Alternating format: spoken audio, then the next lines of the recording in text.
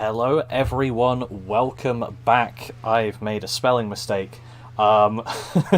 It's round 17 of the iSNF Cup Series here at Nashville Superspeedway, apparently. And I'm joined by Tony Trapasso in the booth. Hello, Tony. See, I first saw Nashville on the schedule, and I was hoping, of all hopes, that it was going to be at the fairgrounds. But apparently, no, we're at this monstrosity that they jokingly call the Super Speedway, although it's only a mile and a half. Mile and a third, even. Yeah, It's, there you go. yeah, even shorter than you first thought. I mean, But it's not a super um, speedway. from what we've been told, pedal that was donated to the league for tonight's race makes it feel like you're driving on a super speedway. And joining us now to give us a word on that, the chief cook and bottle washer of the ISNF Sunday Night Fever Cup Series, Miss Rhea Ferris. And Rhea, from what I'm seeing, the car appears to be on rails tonight and very, very quick. Yes, we're running pretty much top gear, 65% tape, all around the track. Clean air is going to be the number one priority and essential to not blow an engine here tonight. With zero fast repairs in this race, that's going to be extra important. So you'll probably see a little bit of intentional bobbing and weaving to pull that grill out in the clean air, perhaps while following other cars. So I'm not sure if the draft is really going to be key here tonight versus normal conditions of a setup. So Well, the scary granted, thing is, from what I've been seeing during the practice session, the setup that you guys have, it's basically turned this track into a shorter version of Michigan, because I don't believe I've seen three distinct lanes of traffic here prior to tonight, and this is wild. yeah, I think it's even going to turn out to be very, very much like what the new Atlanta is expected to be in iRacing.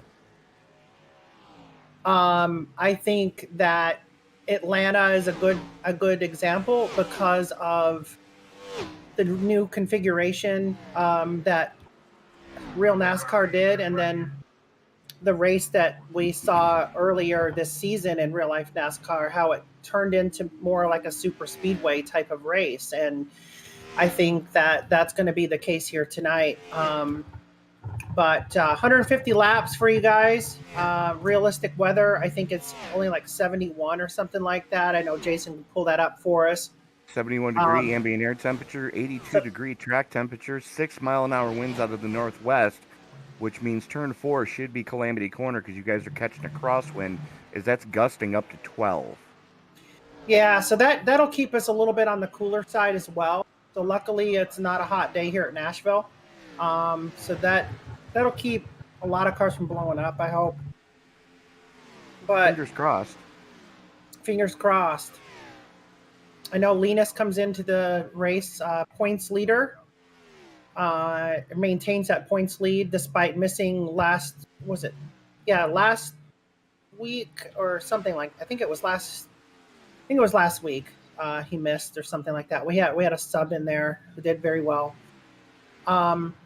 Nonetheless, also too, Linus championship win. Linus Brostrom, the Truck Series championship reigns after an incredible season by him. And Steven Sear is the ARCA Series Season 6 champion. So congratulations to both of them. I would have loved to have had them in the booth, but due to some complications getting online and everything in time, we don't have time to grab them right now. But perhaps later we'll have a shot at congratulating them. But also too, I want to mention Jason Ricketts, not only the donor of this setup, but also the winner of his very first ISNF League race, founding owner with 126 starts.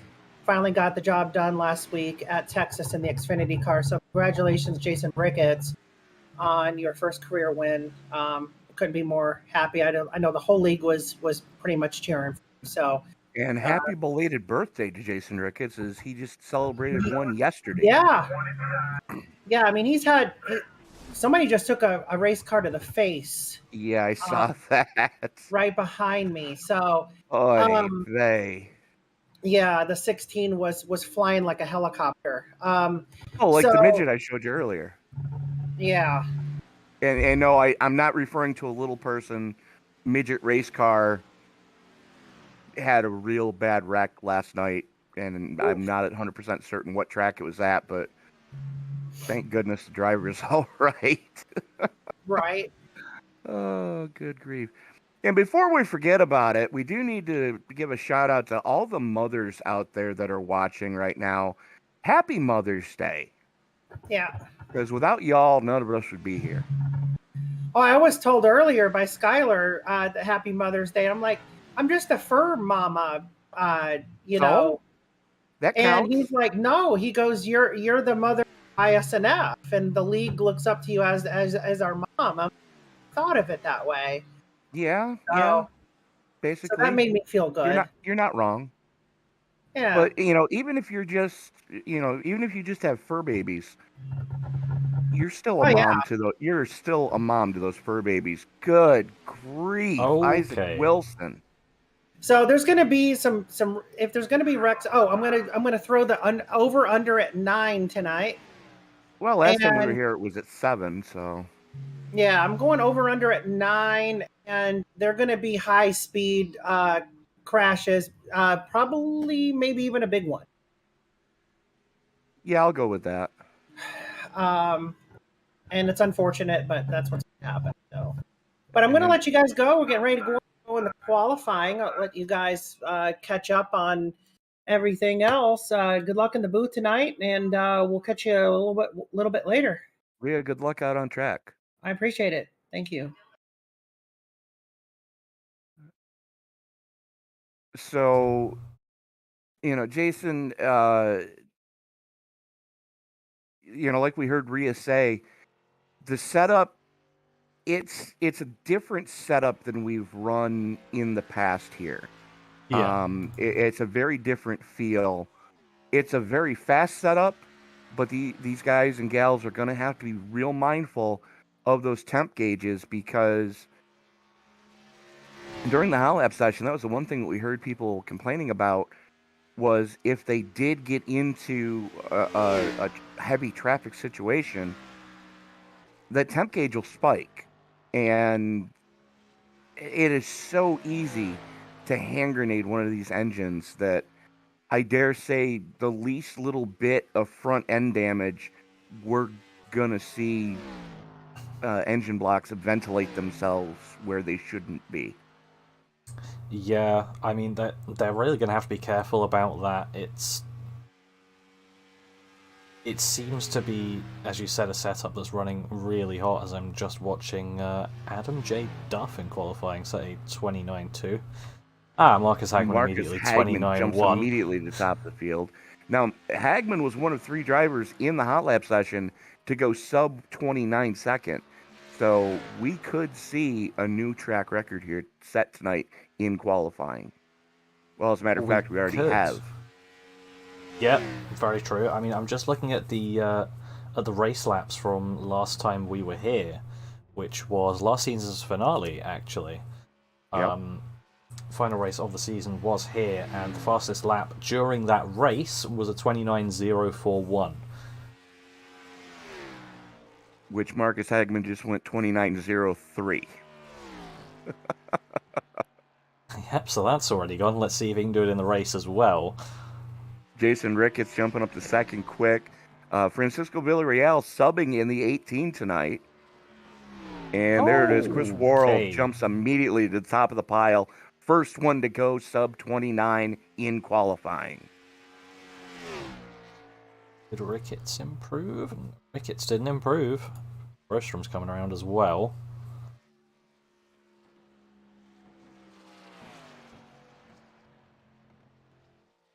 Brostrom did not have a valid lap. Probably brush the wall coming out of 4, because that seems to be where everybody's having issues tonight. The Yeah, car I mean, as seems you to be said, just incredibly loose catching that crosswind. yeah, as I just saw with Steven Sear, Oh! I assume someone crashed.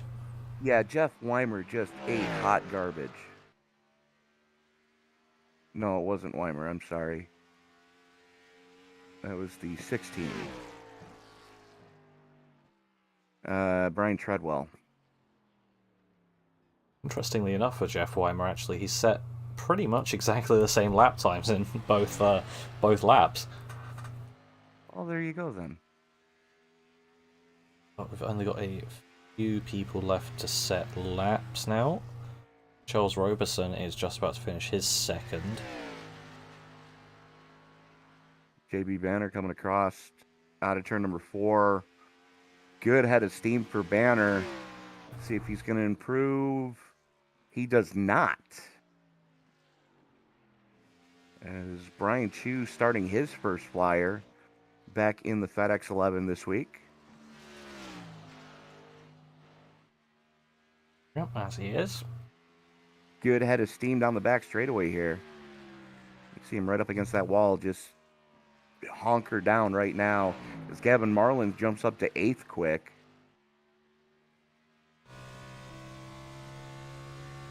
Take a driver's eye view for the second lap for Brian Chu.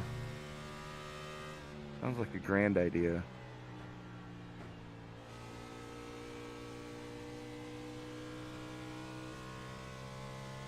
Uh, 22nd quick on his first lap. It's a shame as spectators. He's going to improve here on his second lap. It's a shame we can't see oil temp and water temp. Yeah, it absolutely is. Nice. With the old analog gauges, we could. Oh, yeah, no, 10th quick. With the old analog gauges, we could, but for some reason, with the new digital dash, it's not giving us the opportunity. But, Jason, what do you say we go through the starting grid? Yeah, absolutely. So we've got Chris Worrell setting quick time with Chad Waller just beside him. We didn't see that one, actually. Tommy Stanley in third and Marcus Hagman rounding out row 2. Row 3 is going to be Isaac Wilson and Francisco Villarreal. Row 4 goes to Skylar Carnes and Gavin Marlin. Row 5, Taylor Butcher Benjamin and Brian Chu.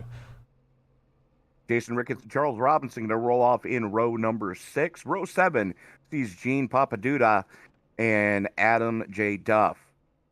I believe this is going to be Duff's first start with the league in the 3 tonight. Linus Brostrom and Austin Cook making up row number 8. Row 9 goes to Derek Cook and Damian Mulvey. Row 10 sees Jeff Wimmer and Johnny Castle. In row 11, we have Steven Sear and Joey Manis, with row 12 being Rhea Ferris and Jalen Battle, who won here last time out. Emily Urias and John Hopley make up row 13. Eugene Thorne and Colin Zima make up row 14. And both banners on row 15, JB and Jake. Robert Rowe and Casey Tomlinson in row 16. Row 17 goes to Brian Treadwell and Bob Wyckoff. Mike Iskandar and Clarence Prince going to start in row number 18, and neither one set a time in qualifying. 36 cars scheduled to roll off here tonight. No fast repairs. Dairy Queen limit of 17x. 65% fuel fill. The 5 total sets of tires, so they've got the set that they start the race on, and then they're laying 4 in the pits to go 150 laps. So tires shouldn't be a big issue here tonight. What is going to be a big issue, as we did mention, is going to be whether or not these guys can keep the engines cool enough to survive all 150 laps.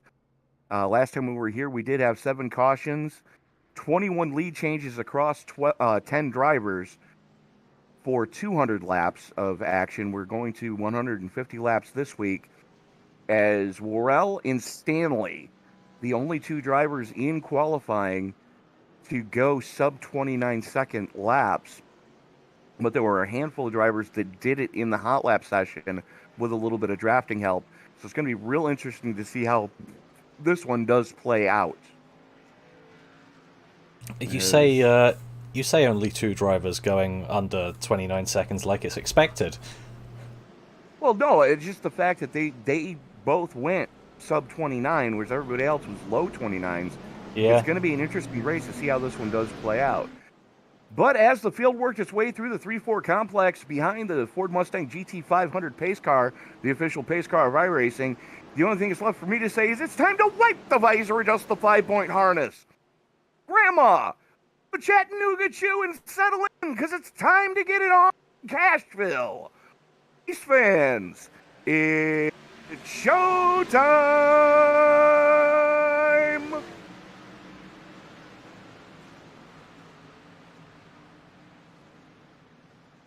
Worrell and Waller side by side right now, as Worrell going to have the advantage coming off at turn number 4. Marcus Hagman already starting to make some headway as he slots in behind Stanley. As Stanley and Waller now go side by side. Stanley with a good head of steam in that 5G Verizon Wireless 33 gets the nose out front as Worrell gets loose coming off of 4. He's going to hemorrhage spots. Yeah, lovely run for the inside lane as Worrell did something wrong out of 4 and got loose and going down till 5th position and challenging back to try and get 5th back, actually, because Gavin Marlin's up to 5th and he's being challenged by by Marcus Hagman now. As Worrell was flirting with the wall coming off of 4. That crosswind right now is gusting up to 12 as now, again, Worrell now falling back into the clutches of Isaac Wilson. And Worrell's got to get this figured out quick because, the 2 sideways. A little bit of heavy traffic there. Taylor Butcher Benjamin doing a great job saving that car. He was all sorts of sideways coming through 3 and 4. Austin Cook up there as well. Yeah, this is just heavy traffic in the upper midfield right now. It's almost like pick a lane. Is it going to be correct? No, it's probably never going to be the correct lane. As not. Chris Worrell is still going backwards. Yeah, something's wrong with the 20 right now. Is that car is not handling anywhere near what Worrell wants. As field's starting to get single filed out. A little bit of action at the front of this piece as Skylar Carnes and Francisco Villarreal are in lockstep right now, coming through 3 and 4. That is your battle for second, as Thomas Stanley has about a 6 car length gap between himself and Skylar Carnes. Good to see Carnes back in the 47. He's been gone the last couple of weeks, but making his triumphant return here in Nashville. Yeah, definitely, and he's up 5 places already. Only one more to go, but there's a bit of a gap to it, and it's just been great work from the front 4 overall, to be honest. Whoa. Yeah, that was kind of a sketchy moment. Gavin Marlin having to chase it down the track. And that's what these guys are going to be fighting all night long. As Weimer and Mulvey are going after it for 14th position. As we're almost 3 wide. Good grief. Well, I trust them to try it at some point. We'll see how it goes, I guess.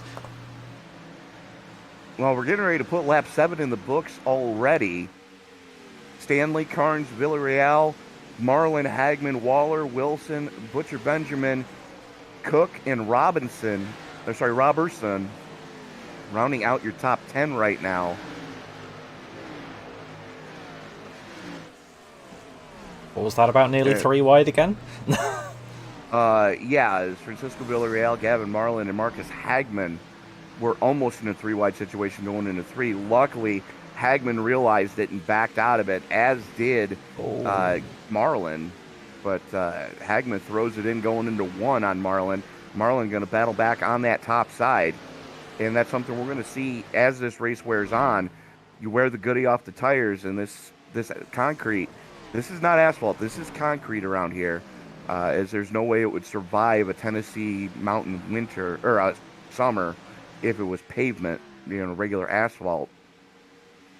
So, the guys that are running on the low side right now are going to have to be a little bit more careful, and they're going to have to time their runs almost to perfection.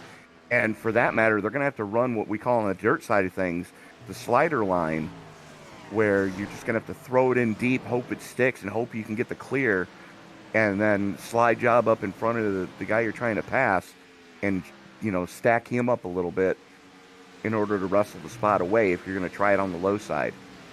High side seems to be where you want to be right now. Yeah, it does look like it, as Gavin Marlin and Marcus Hagman going at it for 4th. I was just focusing on 10th through 15th a couple laps ago. I saw all of them having to chase it down the track on the exit of 4. It's that crosswind that they're hitting right about where the restart zone starts. They're hitting a really bad crosswind that it's 6 miles an hour gusting up to 12. So each lap you're having to effectively readjust your line. Yeah. And this thing's almost racing like a dirt track tonight as opposed to being a pavement track, as battle for 6 between Taylor Butcher Benjamin, Isaac Wilson, and Austin Cook.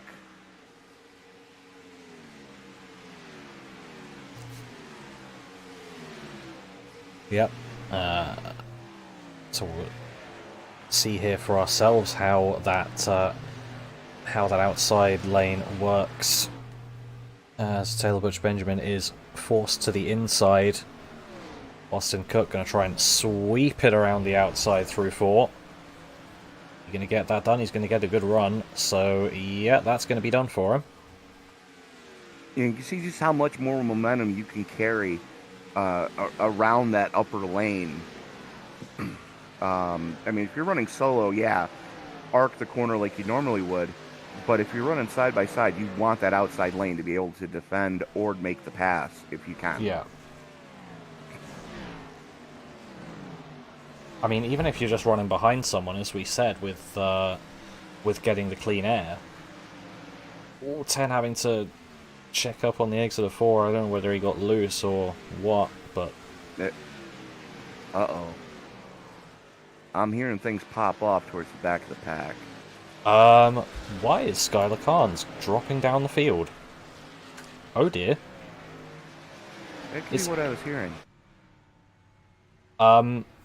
Those are some very low revs. Those are no revs. He hand grenaded that engine. It's lap 16. He still hand grenaded the engine.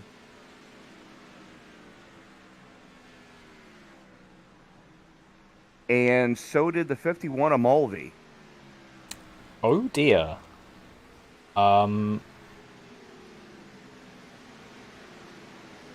They have both hand grenaded the engines in those cars. Well, I wasn't expecting it that early.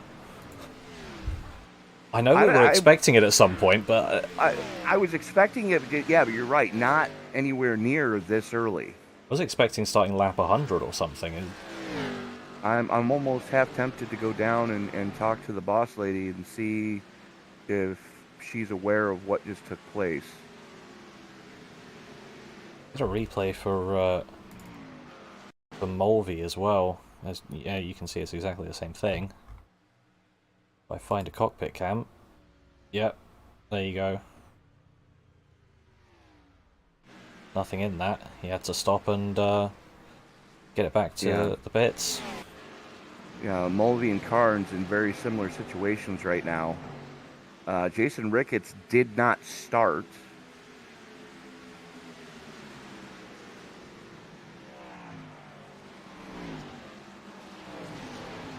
We see now, because of Skylar Carnes' engine troubles, this battle here is elevated to 5th place, being Butcher Benjamin, Wilson, Cook, Roberson, Duff, Waller, Brostrom, Weimer, all in this pack. And they're going to have to be careful because those temperatures are going to continue to rise. And Yeah. you know, Jason, I'm wondering if I should go down and talk to the boss lady about this, because that's weird that we've had engines hand grenade this early. Oh, we'll see how it goes. Oh, Oi! that's a wall hit. That's going up That's a caution. into the wall again. Who There was it it? is. Who was it? Austin Can't Cook. find him. There you go. Oi. There's also a car off backwards. It's like Brian Okay. Treadwell had issues. JB Banner had issues. Oh, he spun it again. Oh no. Right, we'll get some replays going. So, Austin Cook hit the wall on the exit of 4. Lost it one way, lost it the other. Oh. Brian Wow. To get it stopped on track. What happens to Treadwell? Treadwell got into the Ooh. 48 of JB Banner. Banner might get popped for an unsafe pit entry. Yikes. Does Rhea tend to clear those black flags? I would assume so. I would hope so. Oh, and then Treadwell tried to get it going again, but merely lost it up the track into someone else. What the hell? Now is a good time for everyone to come into the pits, get some extra fuel, and make sure you're in 4th gear for as long as physically possible. Yeah. Although John Hopley wants that lap lead point by the looks of things.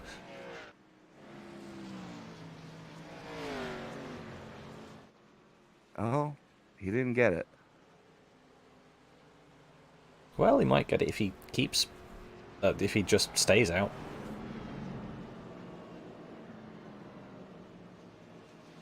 Hopley stayed out. Robert Rose stayed out. Rhea Ferris, Johnny Castle, Bob Wyckoff, Casey Tomlinson all stayed out. Tommy Stanley winning the battle off pit road, going fuel only. JB Banner stayed out. Marcus Hagman coming out in second off pit road. Again, fuel only. Freshest set of tires belonged to Francisco Villarreal in the 18. He was the first one to take for Mr. Feelgoods, as did Gavin Marlin, and everybody behind him. Interesting that you take tires this early. How many do we get again? I forgot. 5 total sets. Okay. So it's a... while we are under caution, Jason, early. I'm going to go down and ask a question to the boss lady, and I'll be right back. Yeah, that is absolutely fine.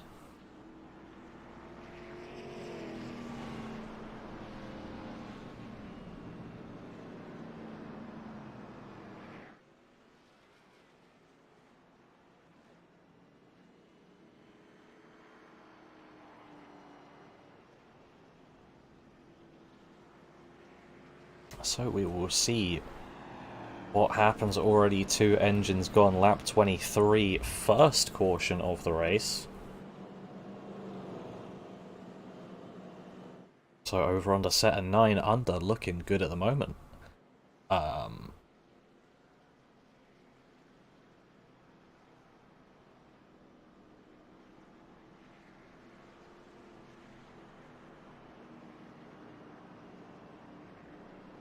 As I believe it'll be next lap.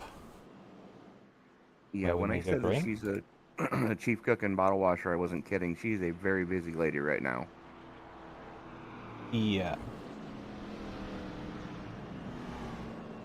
I can imagine so, but not meaning to speculate, I would wonder what would happen if we get more and more and more engine hand grenades.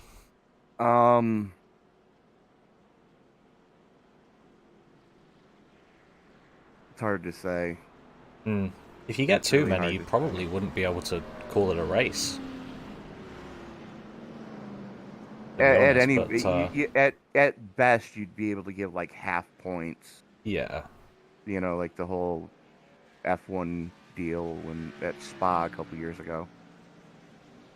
Yeah, but again, we'll see. We are only 14 minutes into this race. And, well, might be 16. I forgot whether that timer is correct or not, but already a fifth of the way through.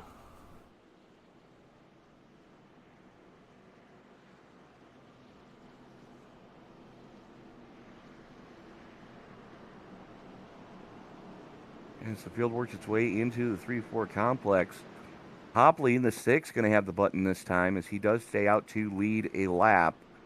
The only problem that he's going to have is everybody behind him has a fresh boat of fuel. So if we do get a long green flag run, he's in trouble.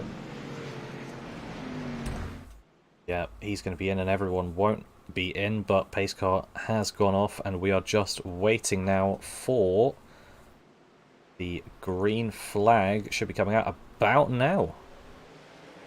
And, terrible restart for Hagman. Spun his tires and got rear-ended by his fellow countryman Linus Brostrom as they did go into turn 1 3 wide. They're still 3 wide. Yep, still 3. I don't want to be anywhere near that. No thanks. As they've decided to sort that one out. As Hagman runs up into the wall through 4. Only losing a bit of speed, though. Not going to help his cause. No.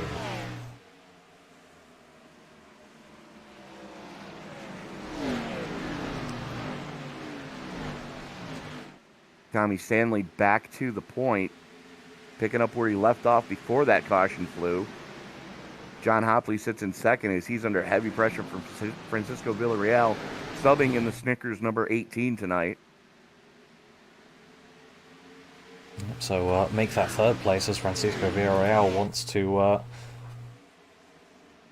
to get the race win here. He was only half a second off last time out in the final race of Season 3. No, Season 2, sorry. This is Season 3. There you go. Got there in the end. Well, he's to the point right now as Gavin Marlin now pulls alongside Tommy Stanley. Stanley slams the door going through the tri-oval. As Marlin going to have to rack it, stack it, and try it again. As here comes the deuce of Taylor Butcher Benjamin on the inside of Hopley. And Taylor Butcher Benjamin with a head of steam. Now, Villarreal, Marlin, and Benjamin all have fresh tires. Tommy Stanley is still on the original set that he started with. And that's what new tires can do for you, folks. That is, but you'd rather have them at the end, given the choice. At least I would say, because if you're... Yeah, absolutely. I mean, if you're going to double stint tires, do it early. Yeah, exactly. It was a bit early to take the tires, I guess. It wasn't too ridiculous, but I feel like waiting is probably going to be the best option as John Hopley is unfortunately falling from grace.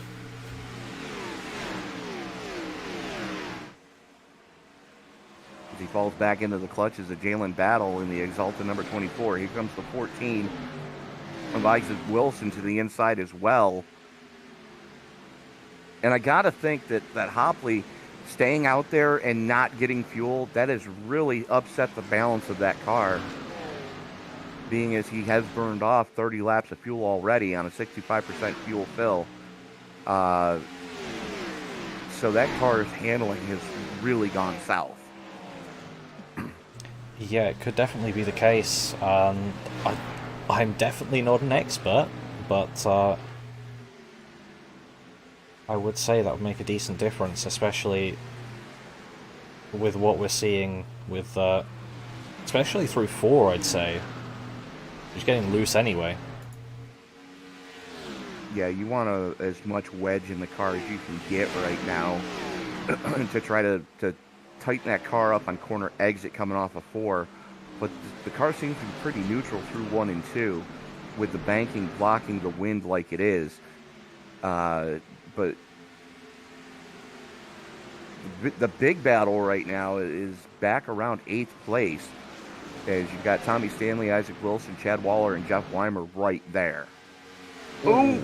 That's a bit of wall for Stanley. That's going to check up Chad Waller, I believe, was behind him. Yes, it was. Yeah. And as you said, those wall hits are not going to do you very good, even if it's not completely front-end damage. Well, it's not the wall hit. It's what happened to Waller. He's got to worry about that engine hand grenading here within the next handful of laps because of how, I mean, the cars are running hot to begin with, and the least little bit of radiator damage, that's your death knell. I feel even if you hit the wall side on, you may still do a tiny bit of radiator damage, so that's... Yeah, you could, depending on how hard you hit the wall. Yeah, could be worth thinking about, though.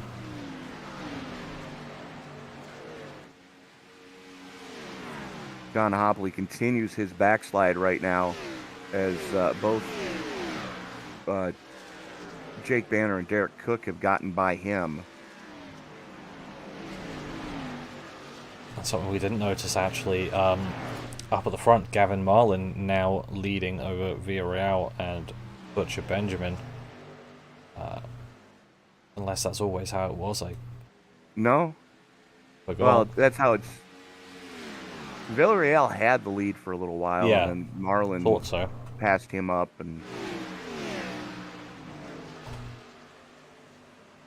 I mean, you take a look at your top 5 right now. Those are all drivers that took fresh tires under the caution.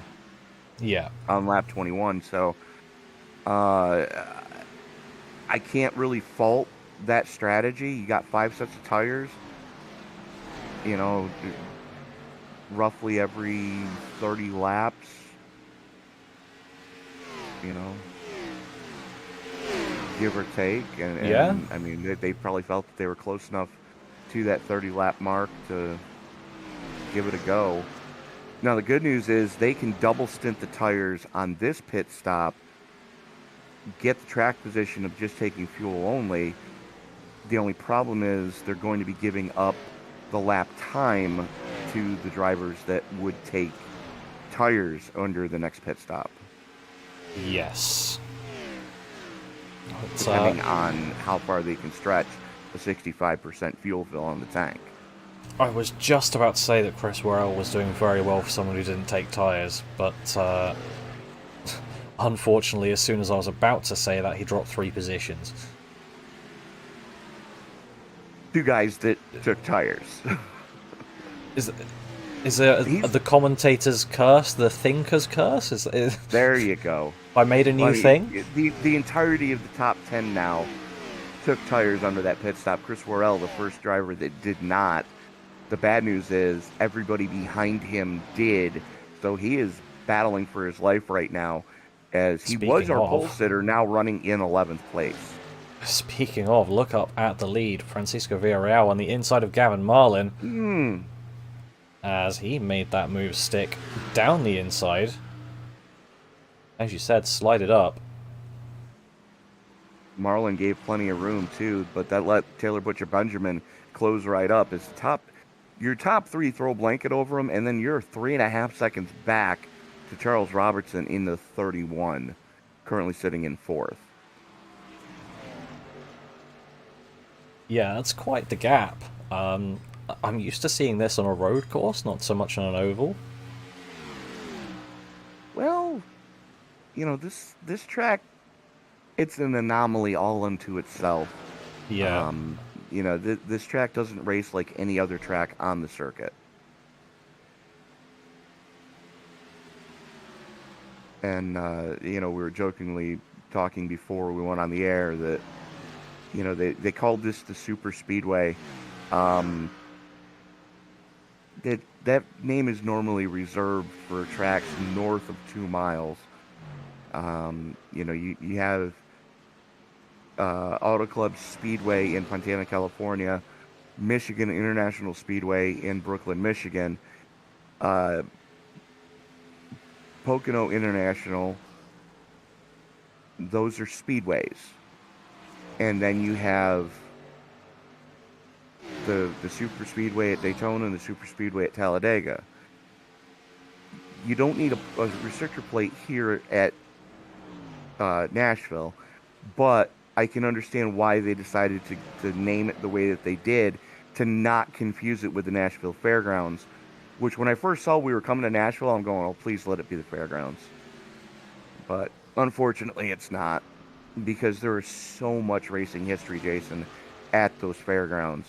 To the point where the fairgrounds late model division was so popular at one time. You had drivers racing in that class that were also appearing on Saturday nights at the Grand Ole Opry. Fair enough. The 777 is the one that comes to mind when I say that. And that's going to be tonight's trivia question, being as we are in Nashville.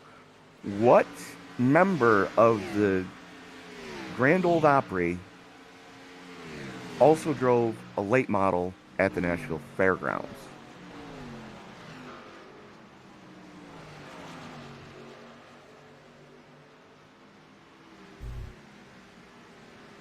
Let's take a look back at 9th place, and, well, actually 8th, and the angry pack of wolves behind him.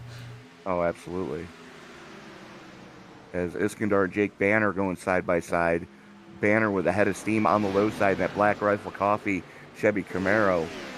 Iskandar sliding back right now as they're almost 3 wide. They are 3 wide. There was contact in there. They kept it the right way around though.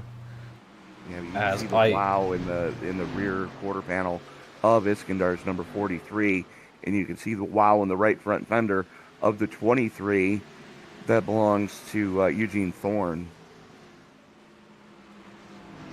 You can do 3 wide around here. It's not recommended, but you can do it. Yeah, I mean, you technically can do 3 wide pretty much anywhere. I mean, it's just, will you survive it? Most places, probably not.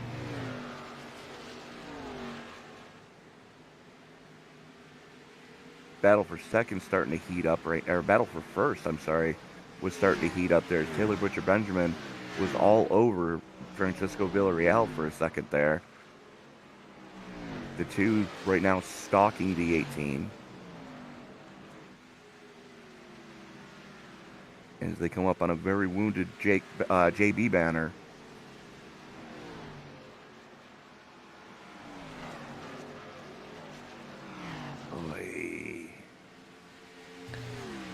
Thing is, that car doesn't even look that bad, but I bet he's trying so hard just to not. Well, you can see the damage on the right side.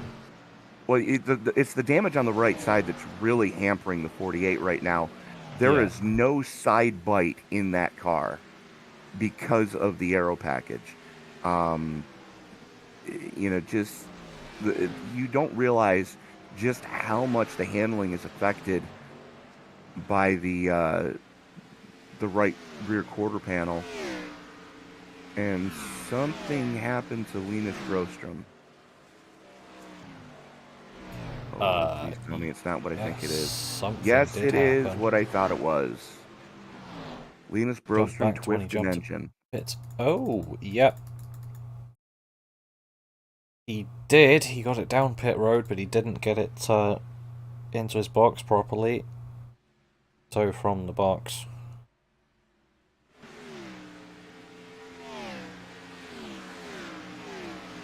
So that's at least 3 down. I mean, we've got Marcus Hagman sat in the pits as well. Similar situation for Hagman. Similar situation for Hagman. Engine went poof. But, the thing to be mindful of, Jason, is after tonight, there's only 3 races left in the regular season. And we're only taking 12 into the playoffs. Yeah. So we've got tonight at Nashville. Next week, we're at Richmond under the lights for the Virginias for Lovers 150. Then we head up to Rhea's Stomping Grounds in the New Hampshire Motor Speedway in Loudon, New Hampshire for the New England 150. And then the regular season ends in Pocono at the Dunder Mifflin 70 at Pocono International. And then we take 12 into the 5-round playoff race series, which consists of Indianapolis, Michigan, Watkins Glen, Texas, and Homestead. But with the points battle as tight as it is,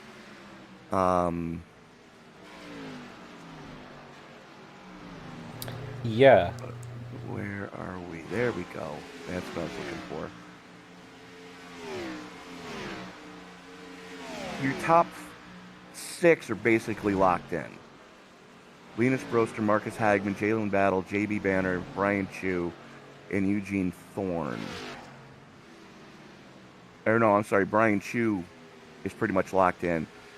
And then you've got a monster gap back to 6th on down. Eugene Thorne, Skylar Carnes, Derek Cook, Rhea Ferris, Thomas Burtman, Joey Maines, and Isaac Wilson currently on the inside looking out. Chris Worrell on the outside looking in, but only 34 points behind Isaac Wilson. Yeah, unfortunately, I have a feeling that the engine stuff that we're seeing going on, that may have some sort of impact. Yeah, I'm thinking that's going to be a huge factor. Yeah, we started with 35 cars, we now have 29. Right. Now, Jason, is it a win and you're in situation? No, I don't think so. Okay. Because I'm noticing that there's a couple drivers that are just outside the cutoff of 12 that do have wins, but point standing wise, because they've missed a couple of races, they're not currently in.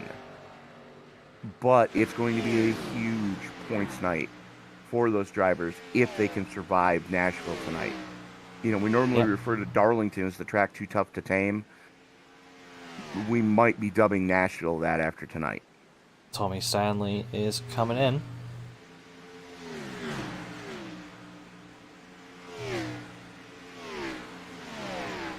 Luckily, it looks like that's a fairly scheduled pit stop rather than a retirement box, but he's still running. Yeah.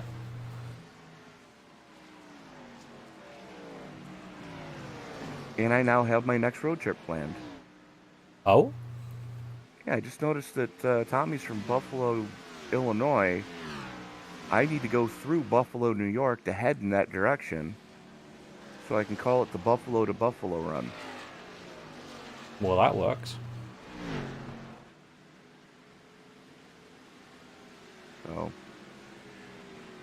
you are watching the iSNF Cup Series as we are round number 16 of the regular season here at Nashville. The Boot Scootin' 200, as Rio wants to call it. Tony Trapasso, Jason Sawford up in the booth with you tonight as we're bringing you all the action. I want to thank everybody for joining us in the chat tonight. Don't forget to give this video a thumbs up. It really helps share these videos around the YouTube nation with the algorithm. The more thumbs up a video gets, the more likely it is to show up on someone's news feed. And if you haven't done so already, hit that subscribe button and turn on bell notifications. As Jason, we did the math the other night, a couple of us did. Between all the broadcasts that we have brought on in the past couple of months, we are now up to 18 broadcasts a week across the Esports Broadcasting Network family of broadcasts. Nice. Plenty of action to watch then. Absolutely. And if you're bored on your lunch break, you want to check out the new league that Jason is doing on Tuesdays, the Night Shift Racing League. And Jason, if you can give us a little information on that one. Yeah, absolutely. You should check it out. Great, clean racing. I mean, we very frequently get fully green flag races apart from a stage caution, because we run a stage in that league. Next time, in 2 days' time, we're at Homestead That's always a good for time. a 100 lap race, and it's an interesting race format actually as well, because they run normal qualifying. Top two go straight into the race, and then there's a heat race for everyone else to decide the grid for the main race. So shaking things up a little bit. I'm kind of liking it. It's a different Yeah. format than we normally see, and Taylor Butcher I like Benjamin to see that. It's very cool. in the pits. As looks like here we go, wholesale pit stops. They've decided the time is now.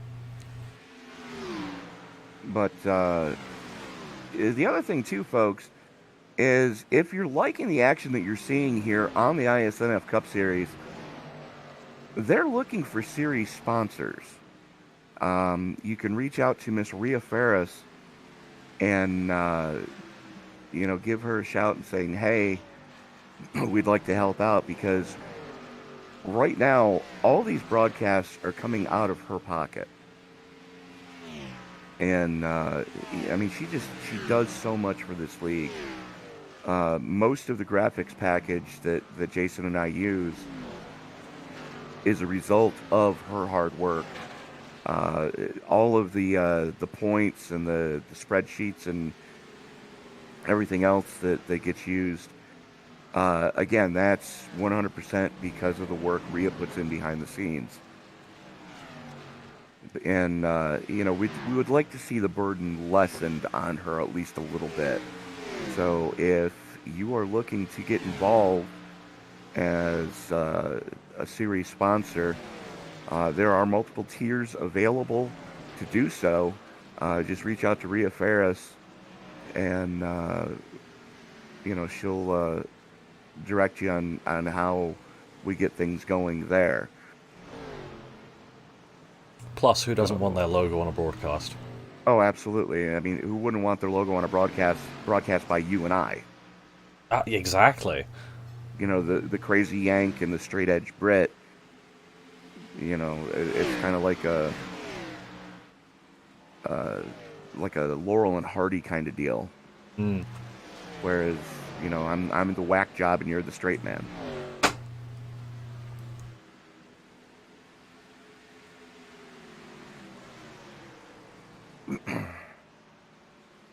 So as the pit stop cycling through here,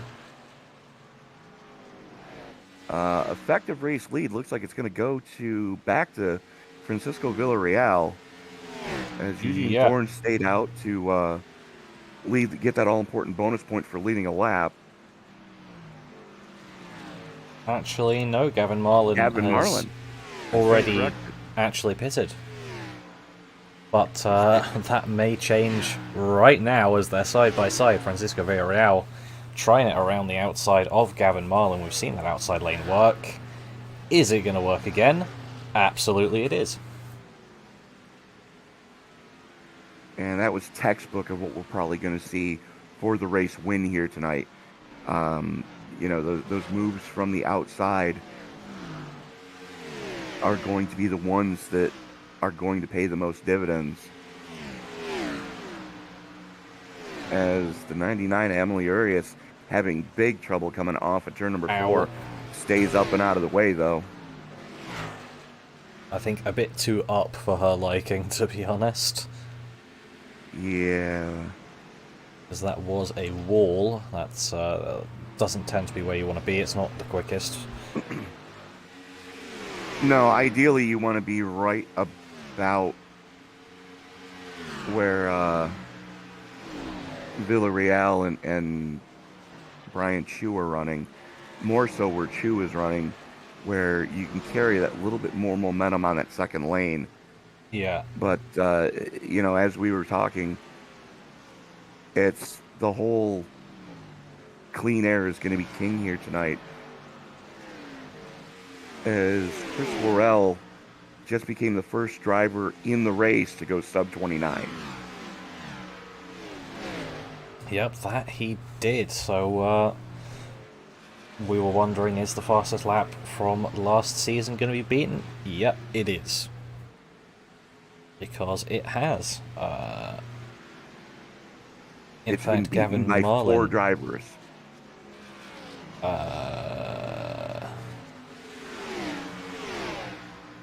29:08 was last season's fast time. 04. Oh, okay. 04. Okay, so 2 drivers have done it. Yeah. And that is quite the pack around 14th position. Yes, it is. That is kind of ugly looking. I find it weird not how all of those cars are lead lap cars either. No, I find it weird how every pack here seems to look like a traffic jam. No matter who's in it. So you're saying it's like the M1 on a rainy day? Yeah, M25, M1, whichever.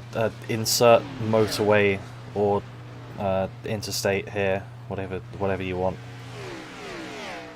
Yeah, pretty much. Insert local highway here, it's always traffic on it. Uh-oh. There's caution for something. Caleb, what's your Benjamin? Oh dear. That's a slow car. Does it have an engine? Yes, it has an engine. Good. That's a start. What else? Oh, okay. Time to reverse that a little bit. Remind me to help you set that up later. Ow. Yeah. I have the instant minus. I remembered this time. Well, there's another thing I can show you, but Johnny Castle bouncing off the turn 4 wall, going down into the deuce of Taylor Butcher Benjamin, and just snap, see ya, bye, thud. Yep, unfortunately so. That's how it goes sometimes, I guess, but we are now exactly halfway through after only 42 minutes, so getting through it pretty quickly. But what do you say we step aside for a couple minutes and pay some bills? That sounds like a grand idea, sir. Oh, we'll be back in a few minutes, just after these.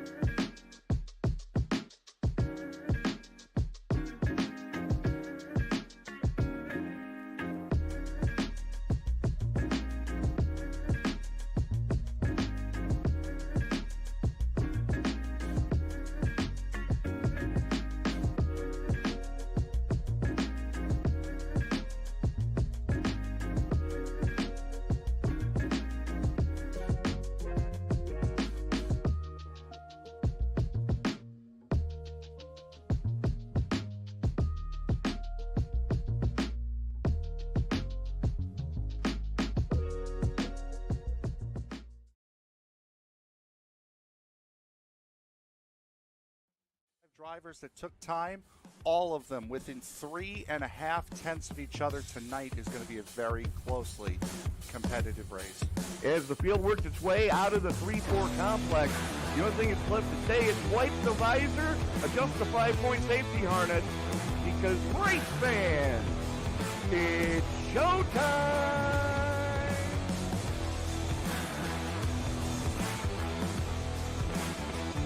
Amazing looking cars already. Green flag will fly. Well, all the racket! Well, one thing that you're going to see at this track that we haven't seen the last few weeks is a surface that's multi-group. I think this is the first multi-group surface we're going to have. After an amazing race at Daytona, we now come to the left coast and Auto Club Speedway in Fontana, California, for the second round of the Way She Goes Racing League Cup Series.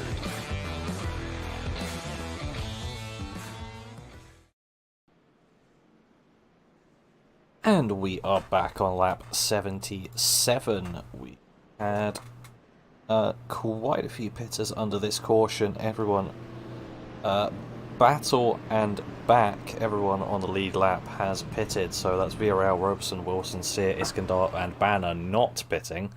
Jake Banner, that is, not JB.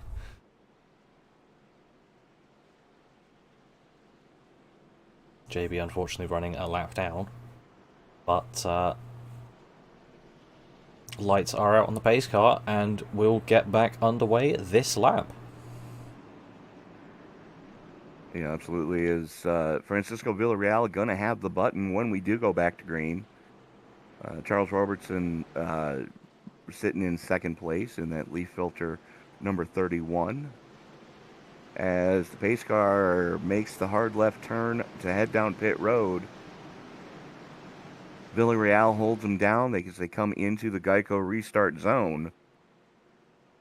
And green flag is in the air, and we are back underway. Much cleaner start than the last restart we had. A little bit of a stack up right around Jake Banner. He almost spun the tires. Galen Battle looking to his inside. As Mike Iskandar looking to his outside. Slams the door on Iskandar. And I think Battle wisely backed out of it to make sure he didn't get into anybody. As here comes Worrell looking to make it 3 wide, coming through 3 and 4. Yeah, someone made a firm decision to not make it 3 wide to start with, but Worrell just 2 turns later went, nah, you know what, let's make it 3 wide. He always seems to be the one to do it, but he seems to come out of it alive most of the time, so fair enough to him. I believe the phrase for that is ZFG. Yep. Yeah, exactly. I'm getting better at this. I'm getting these quicker and quicker. Yeah. Villarreal, Robertson, Wilson, Sear, Worrell, Battle, Stanley, Banner, Iskandar, and Gavin Marlin rounding out your top 10 as Worrell resets quick lap of the race, 28.96. Good grief. Yeah, I think he's just decided to go quickly now. Just going, you know what? Wide again. I'll take the lead. Why not? Let's go for it. Where are they? 3 this time. Right around Gavin Marlin. Gavin Marlin shot it up through the middle in between Adam Duff and Jake Banner and has just walked away from those men. I was going to say he's passed both of them, so fair enough to him.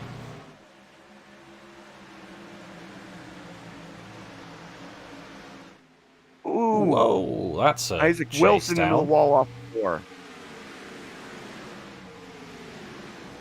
As Worrell pulls up alongside of Villarreal for the lead. I know sometimes people run that line, but that was a bit late. Oh, nearly 3 coming off of 2. Oh, that's contact. That's the 14 not spinning. Not spinning. Great save. Saved. Great save. That was great. Well, now they're 3 wide. 3 wide again. Good. Emily Urias is coming out of the pits. Oh, man. Oi. See what I mean by no matter who's in the pack, it looks like a traffic jam? Oh, no, this definitely looked like the commute I used to have from Syracuse to Canastota every day. Oh, look, there's a gap. I don't know if I can get the car in it. Screw it, I'm going. Yeah. I'm going to put my car here, and if we crash, it's on you, my friend. So Chris Worrell in the lead, but Francisco Villarreal is not going to give it up that easy. Sticking No, he's right not, on the but there's back. a slugfest for third right now between Robertson and Stanley.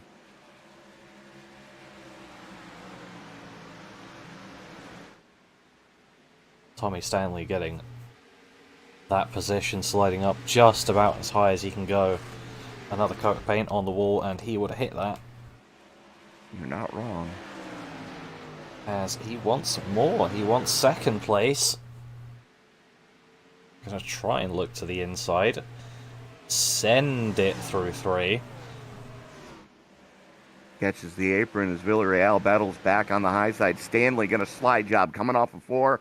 Wrestles second away from Villarreal. Robertson's watching what's going on in front of him, wondering where he's got to put his car to make it happen. Ducks down to try to get some clean air to that radiator. And, you know, that's something that we've seen already. A handful of drivers have already hand grenaded engines. And, you know, we're just past the halfway mark. Yeah. I mean, I think the answer to Worrell and Stanley being in the top 2 now is those tyres. They took tyres on the last caution. They did. Whereas, whoa. Getting a bit close there. Gavin Marlin going to seize the opportunity.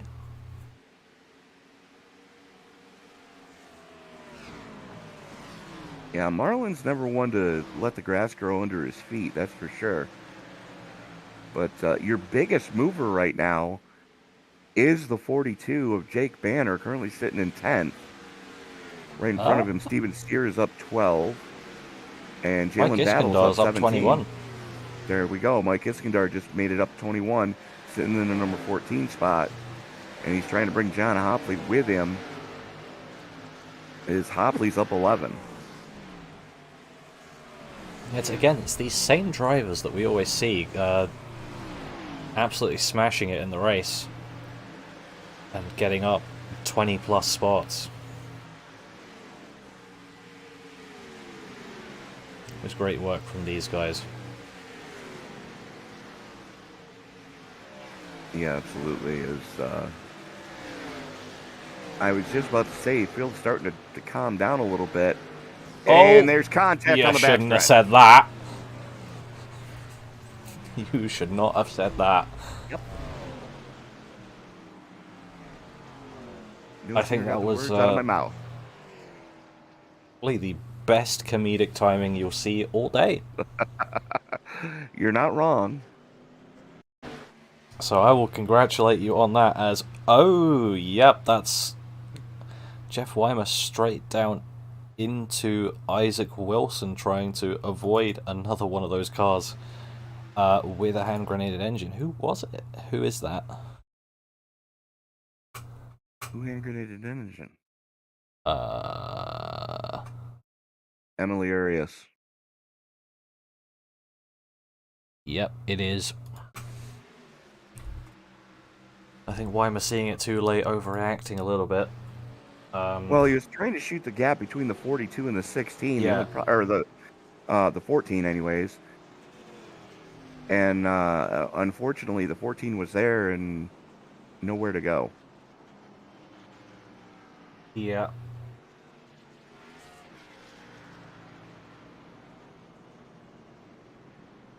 As those who didn't pit, in theory, will come down pit road, though theory does not always equal reality, as proven by Villarreal, Roberson, and Wilson, just deciding to not.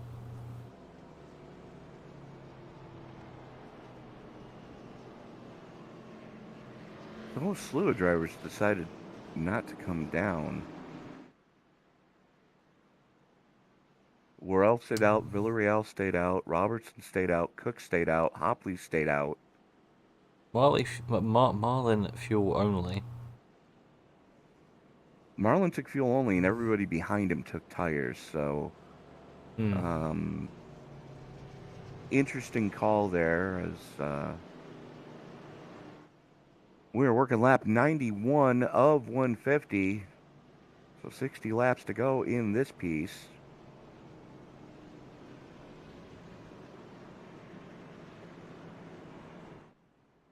You are watching the iSNF Cup Series Round number 17 at the Nashville Superspeedway. Tony Trapasso and Jason Sawford up in the booth with you tonight, as we've already seen quite a few drivers hand grenade engines here, as weather conditions not really conducive to the tape setup that was supplied to the league.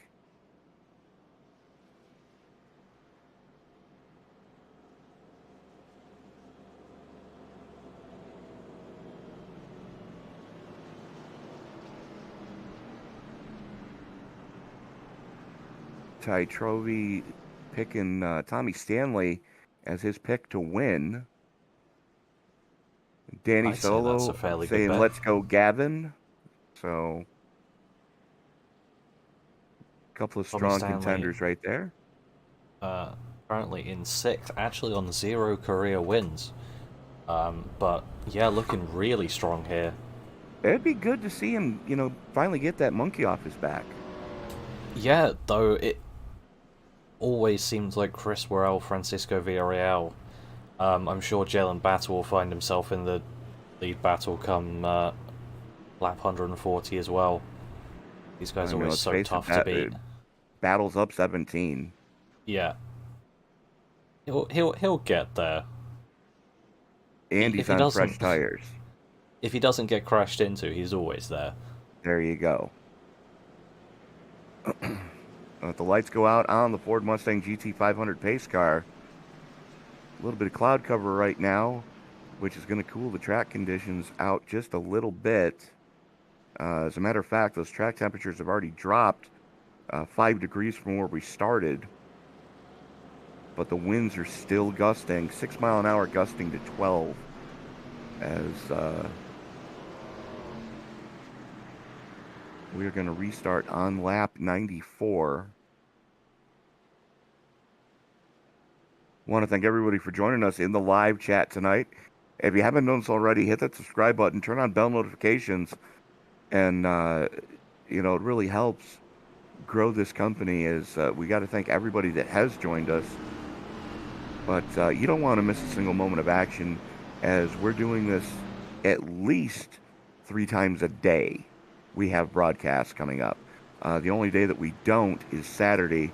That is reserved for special events. And speaking of special events, Jason, we did just have the SRM 200 at Atlanta 2 weeks ago, and they're already planning one for the 23rd of this month.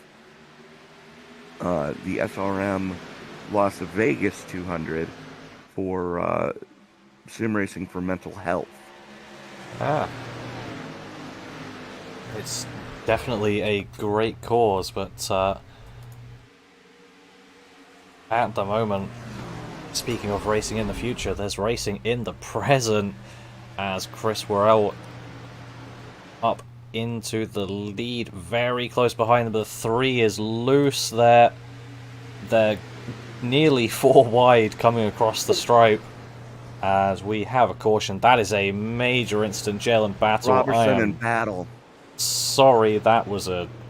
Oh, okay. I will take responsibility for that one, talking about Battle earlier. Oh, that was an ugly hit. That was our first, thank God, this is a simulator moment of the night. The 78 just appeared to drive through Roberson as if he wasn't there. ZFG. Well, I'm sure it wasn't intentional. I haven't seen anything between those two. No, it wasn't intentional. It was just mistiming a run. Yeah. Very unfortunate.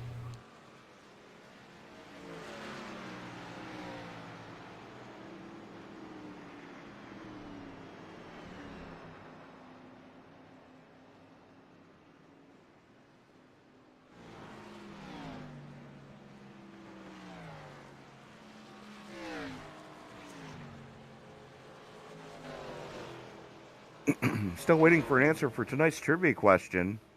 Being as we are in Nashville, the home of the Grand Ole Opry, what member of the Grand Ole Opry used to run late models on Saturday nights at the Nashville Fairgrounds and then would have to get a police escort to the Ryman Auditorium to make his performance on the Opry?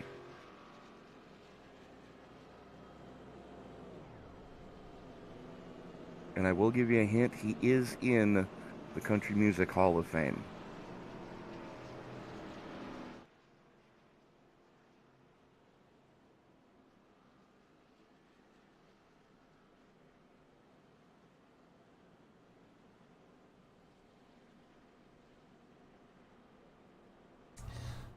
So I remember someone in the chat saying their pick was for Tommy Stanley, and that's going well.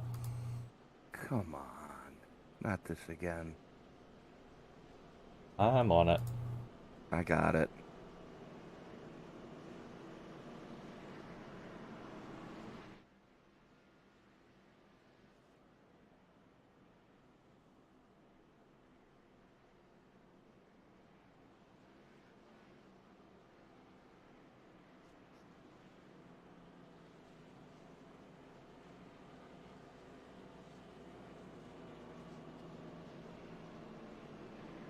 But yeah, Tommy Stanley up in the lead now as a few drivers coming into the pits. Chris Worrell, Villarreal, Adam Duff, Brian Chu, and naturally Jalen Battle as well,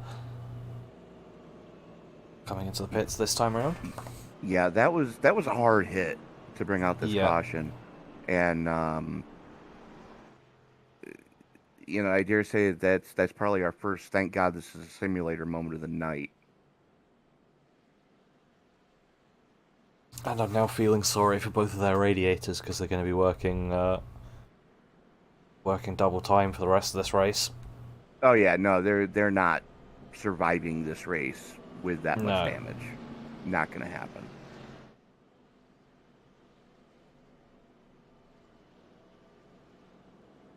Unless you get the magical wrench of iRacing out and somehow manage to fix all the damage. No.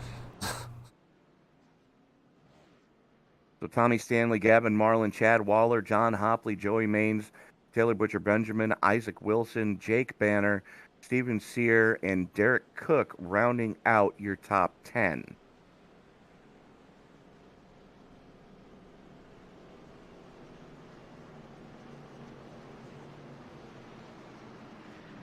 As the lights go out on the Ford Mustang GT500 pace car.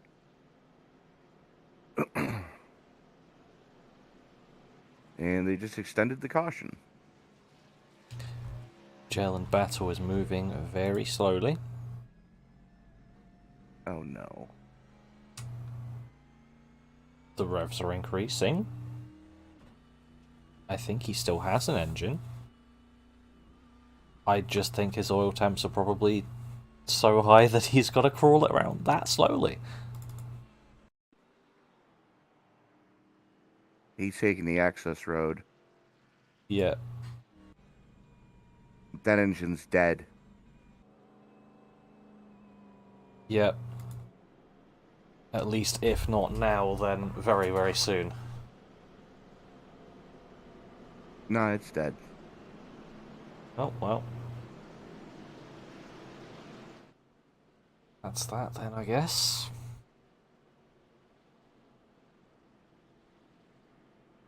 Few drivers taking this opportunity with the extended caution to come down pit road again. As you do. Johnny Cosman, Colin Zima, just filling up. Both, unfortunately, at least a lap down. It looks like we are going to get the restart with 50 to go here.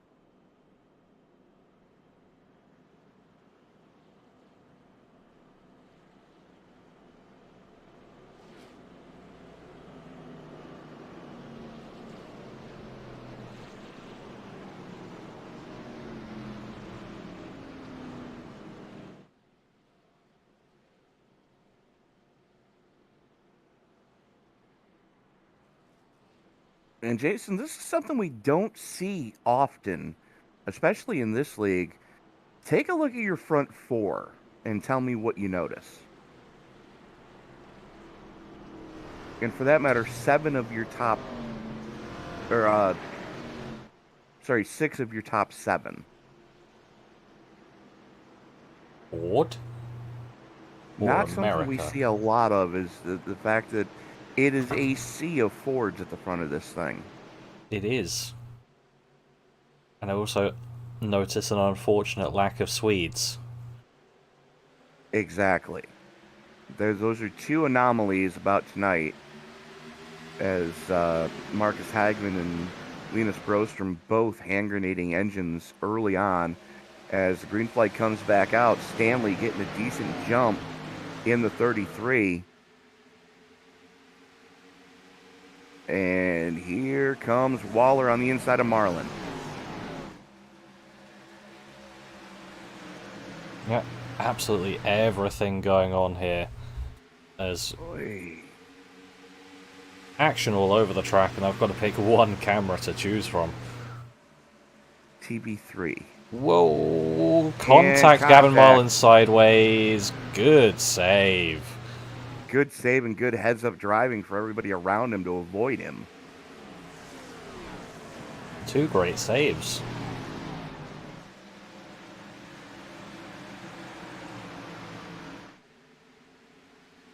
Yeah.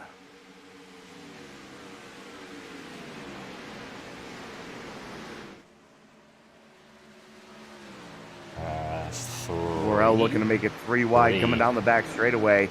And contact again. Yikes. Heavy damage on the right front of the 20 and the left rear quarter panel of the Deuce. You don't want to do that too often. No.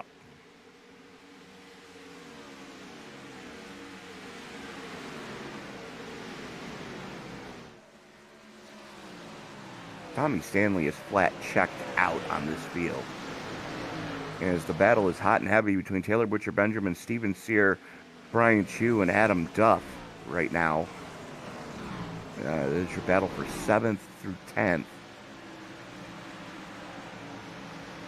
Yeah, it's still everywhere you look. There's battling. Chris Worrell getting past Isaac Wilson, just in the background of shot. Well,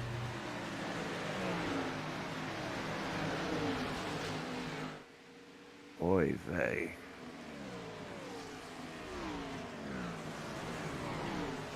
Gonna be 45 laps to go this next time across the stripe. Front of the field, pretty strung out. Your battle is from about 5th on back. As Francisco Villarreal, Isaac Wilson, Taylor Butcher Benjamin, Steven Sear, Brian Chu, Adam Duff, all right there within striking distance of each other. I find it interesting. Villarreal is on new tyres, but he doesn't seem to be going many places with them. He'll be trying to conserve a little bit here. Yeah, could be. Though he should have at least one set left.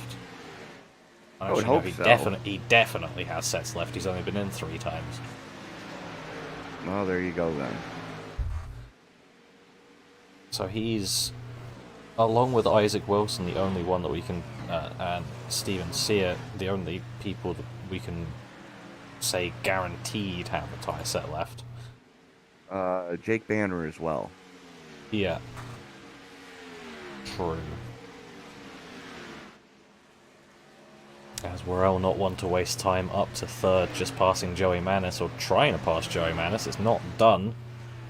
Manis gets a good run off the outside lane. Pulls it to the inside. So close through 3 and 4, but Worrell sticking it around that outside. Stanley is in the pits. That's not a good sign. Oh no. Oh, that's also backwards in the pits, and that's jumped to the pit. Oh.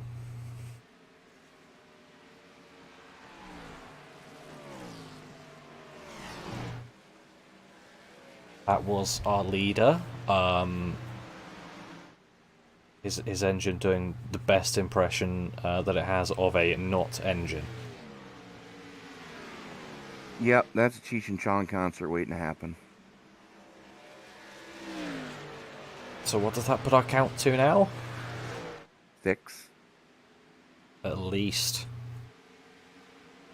1, 2, 3, 4, 5, 6, 7. At least 8 cars He's out. the 8th car, yeah. Yeah.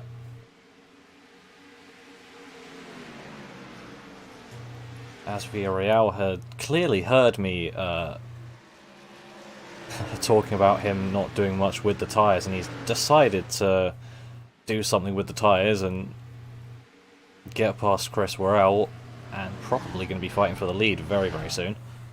Well, his two Gibbs teammates making the best of what they can. We know they both know how to hang it out. Worrell's got to be careful right now because he's got front-end damage already. Does not want to be sucked up to his teammate like that because all that's going to do is just heat that engine oil up more and more, and boom goes the dynamite, if you know what I mean. Yep, unfortunately, I know all too well.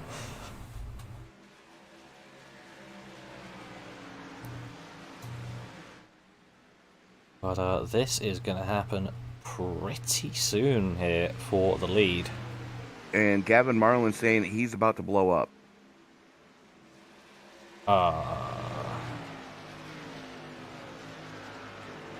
I think this is here we go time. Mm-hmm. I mean, you can even hear the 78 down on horsepower. Yeah,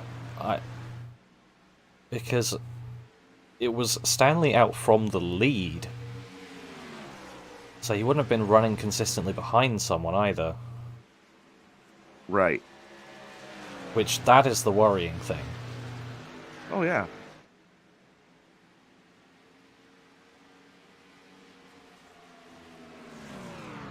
You know, whereas you take a look at most of these guys that have been running in traffic, that's where the problem's been happening. You know, is when you're behind someone trying to figure out how to get around them, you're not getting as much clean air to that radiator as you need to. Yeah, and if you're trying to battle someone, you're probably also not focusing on that temp gauge. Far from it. Most of the time, you're listening to the sound of the engine to know, you know, okay, now I can lift.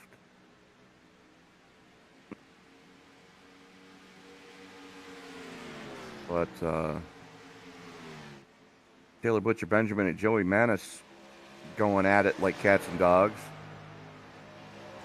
Still side by side coming off of turn number 2. Manis on the high side. Butcher Benjamin throws the slide job coming off of 2. Going to wrestle the spot away from the 8. Manis tries back on the inside going into 3. And Taylor Butcher Benjamin having none of it. Yeah, good racing here, and looking up at the front, Villarreal and Worrell not making moves, I think, mainly out of necessity, really.